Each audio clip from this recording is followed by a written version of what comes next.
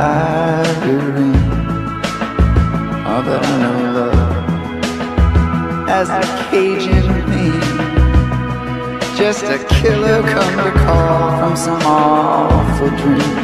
Oh, and all you folks you come to see, you just stand there in the glass. At number 6, I have Bob Pettit, Dutch. For those who heard my previous video, you may have heard me state that I was wrestling with a placement of a certain player, and I decided to keep him where he is. A couple years ago, I would have had Bob Pettit a little bit higher on my all-time power forward rankings. But I think the time has come that two players who are currently active, I think they've achieved enough in their careers to finally be placed ahead of Bob Pettit, historically. Although still Bob Pettit in his era was a more dominant player than these two. That could be due to lack of depth in Bob Pettit's era, if you want to look at it like that. But Bob Pettit was not only the most dominant power forward in his era in the mid-50s, from 1954 to 1959, before the arrival of Wilt Chamberlain. He was by far the best player in the league. But still, I still have Bob Pettit ranked at number 6 on my all-time power forwards list. One of the most remarkable things about Bob Pettit's career, one of the most amazing things about his Hall of Fame career, is that when he turned professional, he had to completely change his game.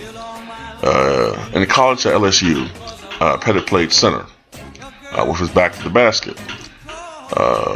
Incidentally, he was one of the greatest players in LSU history. He and Pete Maravich may just be the top guys. I mean, when I think of the top guys, most remarkable LSU players, I'm not a huge college guy, but when I think of LSU, I think of Bob Pettit, I think of Pete Maravich, I think of Shaquille O'Neal, I think of Chris Jackson, aka Mahmoud Abdul-Rauf.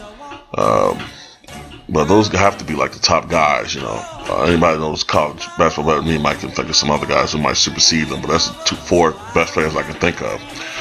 When he turned pro in 1954, Bob Pettit, he was a gangly 6'9" and 205 pounds, and he did not have the physical strength to be effective at the pivot. So he learned how to play facing the basket, and he became, until Wilt Chamberlain's arrival in 1959, basketball's most dominant scorer. Pettit was the first player to utilize strength training and weightlifting, and he changed from 6'9" and 205 pounds to 6'9" and about 240 pounds at his heaviest. Incidentally, I also would like to note that during this era, players' heights were listed in bare feet, whereas today players' heights are listed with their shoes on. For instance, Derrick Rose is actually about 6'1" and a half. In shoes, he's about 6'2" and a half, round up to 6'3". That's why you see him listed as 6'3", when actually he's about 6'1" and a half, walking around barefoot. And like Michael Jordan, all those guys, all those heights have always been breaking down. Anyway, Pettit would be listed today at 6'10" and 240, or about the size as Kevin Love. And anyway, he was a 1954-55 NBA Rookie of the Year. By his second season, Pettit was completely dominating, leading the NBA in both scoring and rebounding, and winning both the All-Star Game MVP and the league's first regular season Most Valuable Player award. Pettit would go on to win 4 All-Star Game MVPs, tying him with Kobe Bryant for first all-time. Pettit's Hawks went to the NBA Finals 4 times, winning it all in the 1957-58 season, with Bob Pettit putting on an exclamation point on the title-clinching game by scoring a then playoff record 50 points. Pettit's league-leading scoring average of 29.2 points per game in the 1958-59 season was at the time an NBA record, and he was named once again the NBA MVP. In the 1960-61 season, Pettit pulled down about 20.3 rebounds per game, making him one of only 5 players to ever break the 20 rebound per game barrier.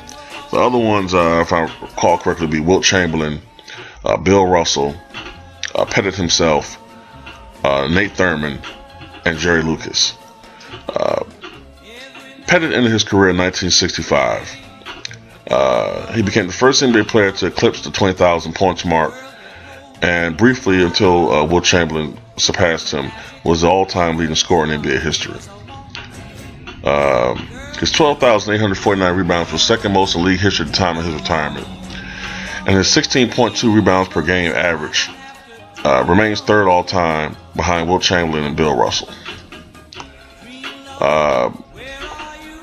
Pettit peaked out at about 31.1 points per game in the 1959-1960 season.